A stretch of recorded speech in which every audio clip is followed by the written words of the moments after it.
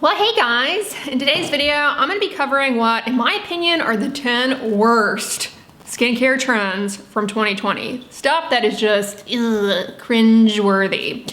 If you're new here, welcome. My name is Andrea. I'm a board-certified dermatologist and a content creator. I would love it if you would subscribe and stick around for 2021 and years to come. All right, this year was chaotic to say the least. There was a lot of distress, anxiety. You know how the year went. I don't have to rehash it point by point, but the skincare world had some winter chicken dinners going on. All right, I would say starting off, one thing that was really popular this year was a new social media app, TikTok. Yours truly hasn't really gotten into it. I have a few TikToks, but whatever. One thing that appeared on there that I gotta talk about because it's just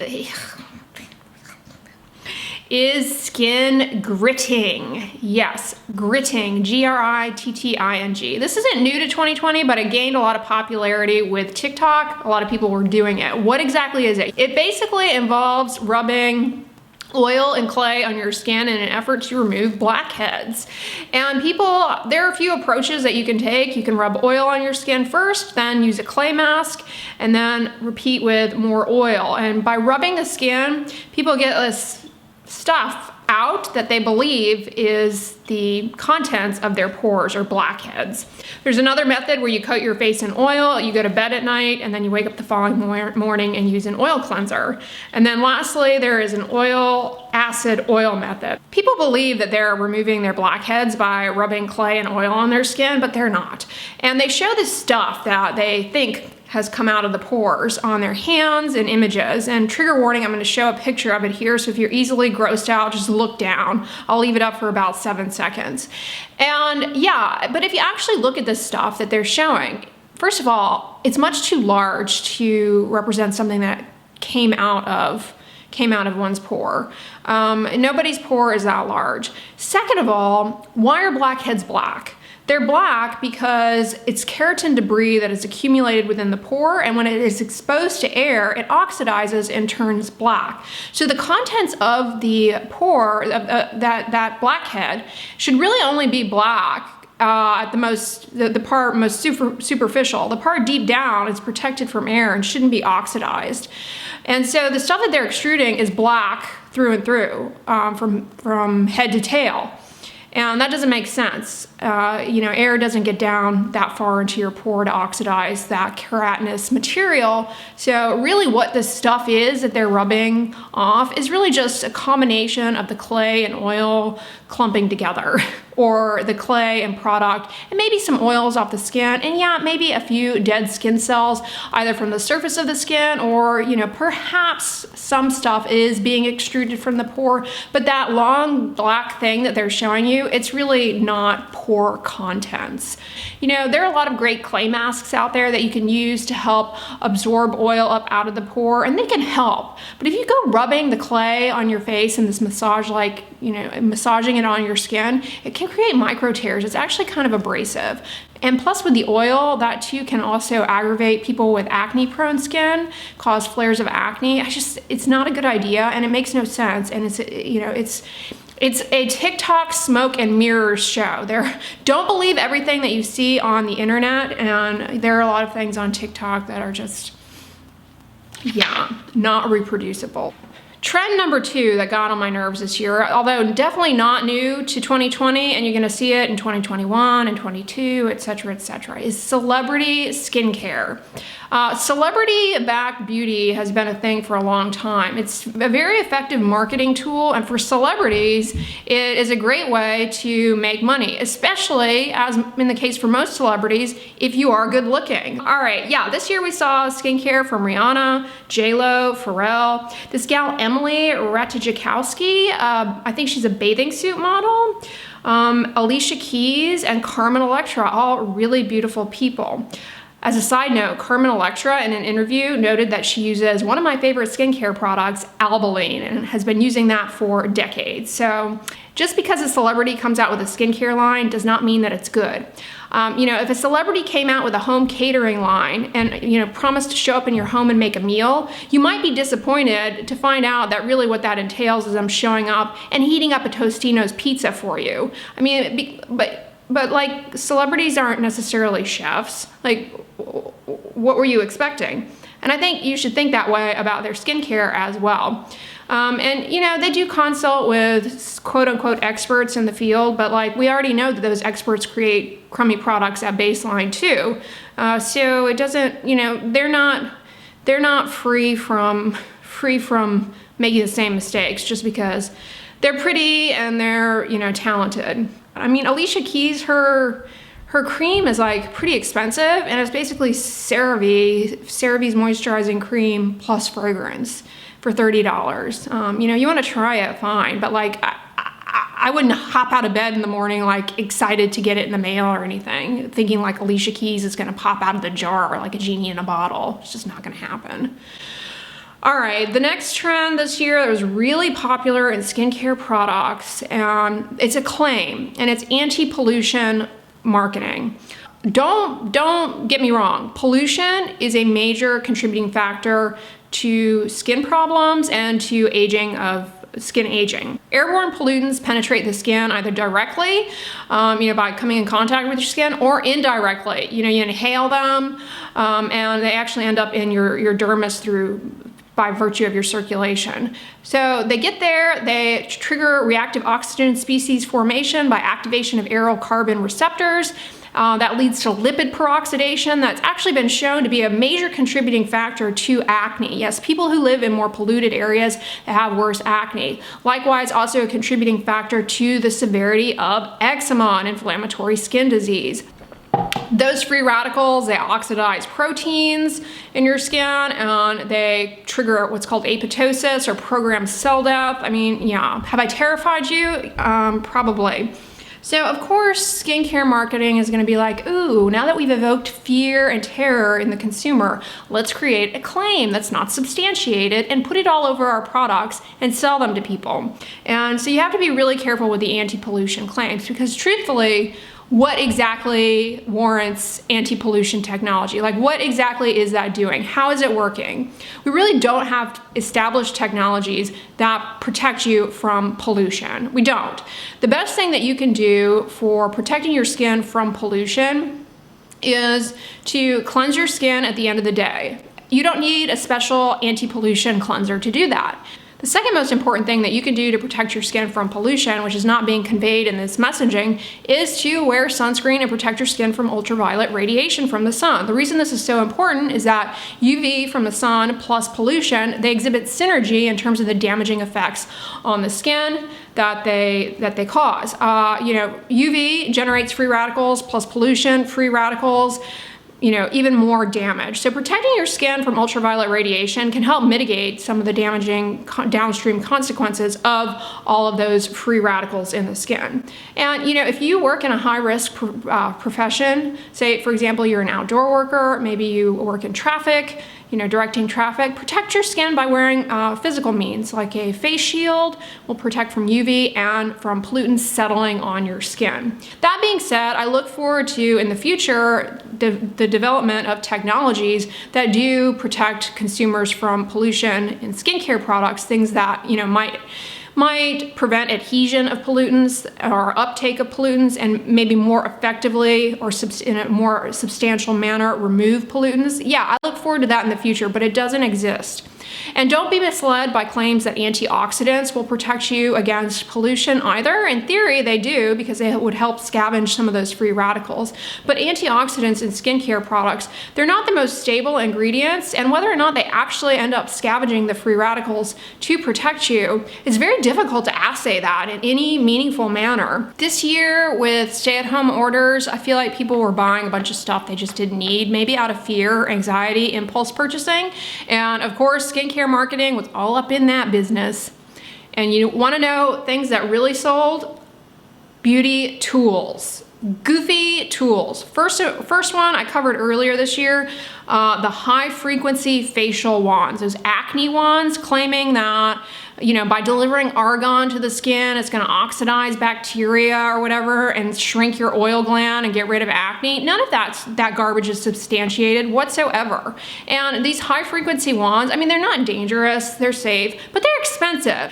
And then the next device that, I mean, call it a device. To me, it just looks like something that you might keep under your bed to slug an intruder. And it's these face massaging tools. Some of them look nice, like a pretty jade stone or whatever, but others just look like something straight up medieval. Things that claim that by massaging the skin with these tools that you're gonna contour, you're gonna stimulate the muscles to contract and in turn firm the skin. This is complete BS for a variety of reasons. First of all, massage, I'm not dismissing it, very relaxing. Anything that relaxes you can help improve sleep and ultimately will translate into better skin. So that, you know, I'm fine with. But this whole idea that you're stimulating muscle contraction and lymphatic drainage, this is BS in terms of the aging face, has nothing to do with facial aging. While muscle loss does occur with age, it's not part of what contributes to aging of the face. Aging of your face is due to fat loss or fat redistribution and loss of collagen in the deeper supportive framework of the skin, and of course, bone resorption. We lose bone with time. The face sculpting tools gotta go. Cannot with those. I mean, if you like them, if you find it's relaxing, cooling, soothing, fine, I'm on board. I'm on board. Anything that relaxes you and helps you go to sleep, so long as it's not harmful, which these aren't, you know, they're not harmful. I mean, unless you rub really, really hard, which you're, you know, probably not gonna do. They're fine, like whatever, you wanna use them, fine. They're not harmful, but they don't be misled. And they're not cheap, you guys. Some of these tools, they're made out of like, I don't know, moissanite or something. Not inexpensive whatsoever, hundreds and hundreds of dollars. Think of all of the sunscreen that you could buy with that. All right, the next thing that sold like hotcakes, especially in the beginning of stay-at-home orders, but continued to be a hot seller this year in skincare, are those skincare mini fridges. Why? You do not need to be keeping your skincare products in a mini fridge. Skincare products, when they launch, they have to demonstrate that they are stable at room temperature and that the ingredients are not going to degrade. So the idea that you need to keep them in the refrigerator to preserve them is complete BS. Unless, of course, you're using some of that hokey pokey natural skincare stuff without preservatives in it. And, you know, they're trying to tell you that you need to refrigerate their preservative-free stuff to not get bacterial contamination. I mean, that should put up a red flag right there that the natural skincare stuff has got to go in and of itself, but that's a separate issue. I'm talking about the fridge in general here is not necessary. The one situation where I think refrigerating your skincare products is useful is if you have itch. If you have itchy skin, then putting a chilled moisturizer on the skin can help distract the itch sensation and help calm down itch. But you don't need a special refrigerator to do that. The one in your kitchen is just fine. Storing all of your skincare products in this little mini refrigerator and chilling them and then taking them out and letting them kind of come to room temperature or whatever, or having them sit out for a few minutes, all of those fluctuations in temperature in theory would, you know, you would think would actually end up being more harmful to ingredient stability in the long run. So, you know, if you like the way they look, fine, but no, they're not necessary, and they were really a hot seller this year. Yeah, this year it was like, first of all, toilet paper flew off the shelves, then disinfecting wipes, and, you know, yeast for making bread was another hot ticket item, and then the mini fridges. They just, yeah, people just, I don't get why that would be something that would first come to your mind, like, okay, might not be able to leave the house anytime soon. I'm gonna stock up on toilet paper. I'm gonna stock up on disinfecting wipes, you know, for hygiene. I'm gonna stock up on yeast so I have something to do with making bread. And I'm gonna buy a tiny little refrigerator. I don't get it. Next product type that came out a lot this year, I mean, you saw it a lot, is ingredients in powder form. Not new to this year, but something we saw more of, like the Ordinary's, the vitamin C powder. This gimmick has got to stop. It makes no sense. Ingredients are not meant to just be sold as powders and arbitrarily mixed into whatever skincare products you might happen to have. Specifically vitamin C. Vitamin C at baseline is not the most stable ingredient. It's difficult to formulate products with vitamin C such that the vitamin C actually gets into your skin to do the things that it's supposed to do. Adding the powder to whatever moisturizer you might have, what's to say that the ingredients in your moisturizer don't just degrade the powder ingredients right away? Not to mention, is it going to dissolve properly? Are you going to get even distribution throughout the product? Or is it going to clump up and create hot spots of irritation? Not to mention, if the powders don't dissolve efficiently, they're kind of abrasive, which can create micro tears in the skin. Is it actually getting into your skin doing it this way? Probably not. In my opinion, the vitamin C powder in particular is one of the most problematic skincare trends. It can really cause a lot of irritation for people, and you're just not able to do it yourself with the vitamin C powder. You're just not. I mean, they're expensive for a reason. The formulation of vitamin C really matters, and so the fact that manufacturers would just be like, we're not going to bother to do the work. We're just going to pretend that a consumer can do it themselves. So there are always a lot of goofy ingredients in skincare. I mean, always. It's like they can't just be happy with petrolatum glycerin and hyaluronic acid and be done with it. Oh no, we've got to, like, I don't know, go out into the forest and pick some victim and put it into a tub.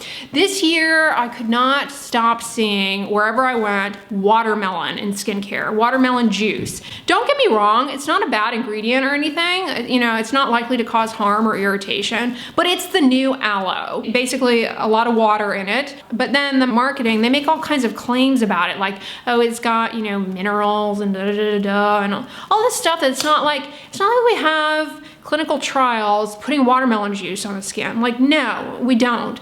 So just making this stuff up, it's like, come on, be real. It's mostly just water. You know, it started with that goofy brand that the Glow recipe people that are, you know, all about putting, you know, fruit juice and stuff and, you know, basically selling you glorified perfume.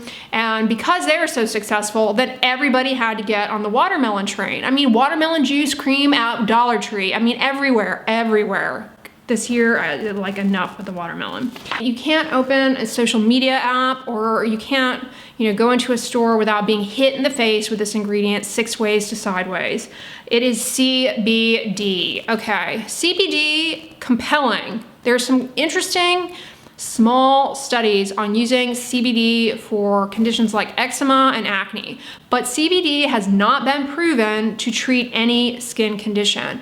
And I've seen so many claims out there on CBD creams, serums, oils, etc., that it's going to help acne, it's going to help irritation, it's going to help inflammation, it's going to turn you into Carmen Electra. I mean, you name it, and CBD, the thing is, they're all over it.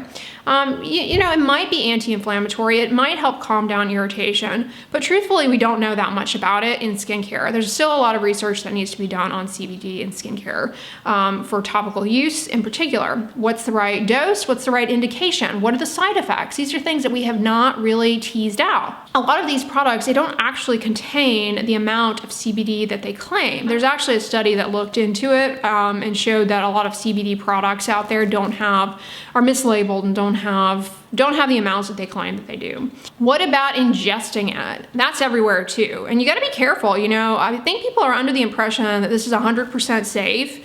And of course, you know, it's compelling for certain indications, but it's not without harm. Specifically, you can develop liver damage from CBD. And you know, the unfortunate thing is that the damage to your liver, it's not obvious in the beginning. It's something that, you know, if you were being treated with this by a physician, they would monitor your liver enzymes. And when your liver enzymes start going up, it's not something that you acutely are aware of.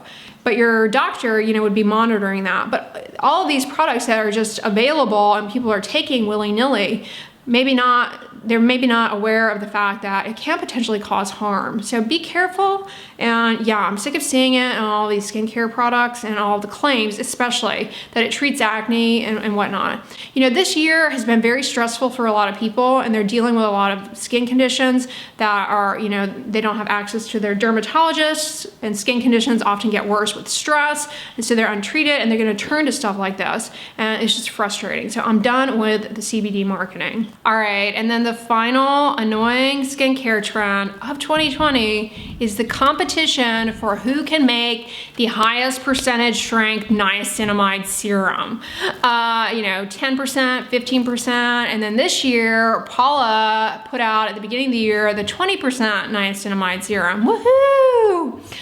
Yeah, all right. Truthfully, y'all know I'm a huge fan of niacinamide. It's very helpful for calming down redness, irritation. It can help the moisture barrier and help improve moisture retention in the skin. It can help improve hyperpigmentation, calm down, you know, inflamed skin, helpful for eczema, rosacea. It has numerous benefits.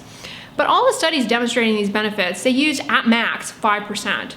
Generally 2%, 4%, these are effective percentages. You don't need a higher percentage. And the problem with the higher percentages is that they can be a lot more irritating. And so many people have irritation with high percentage niacinamide. They get redness, burning, tingling, especially around the thin skin of the eyes or on the neck. There's this idea that higher must be better, and that is completely false. We know for a fact that for many ingredients, the higher the percentage, you know, they end up actually not being effective. So the fact that these companies are just creating these high percentage niacinamides, they, you know, create this idea that their product's going to be better, when in reality, it could just be completely useless. And unfortunately, you know, a lot of consumers will find that a product is beneficial to them and attribute it to that higher percentage niacinamide, but it might be some other moisturizing ingredient in the product. So yeah, those are the top 10, in my opinion, gimmicky, goofy trends of the year. These things, they're not necessarily, you know, if you've got a product with watermelon juice in it, like whatever, it's not likely to be harmful. If you have a skincare fridge, cool. Literally, and whatnot. So I'm not here to tell you that you're wrong for doing any of these things, but I'm telling the marketing that they're wrong for creating this false idea that these things are somehow better, whether it be, you know, a good looking person selling it to you, or, you know, a powder that is gonna somehow overcome the issues of stability in your own hands, or a really high percentage strength product that hasn't been substantiated at all, ingredient claims in terms of treating certain things. I mean, that's actually very dangerous. Comment below, was there anything this year that in the skincare realm you really thought was goofy or gimmicky? Let me know. But if you like this video, give it a thumbs up, share it with your friends, and as always, don't forget, sunscreen and subscribe. I'll talk to you guys tomorrow. Bye.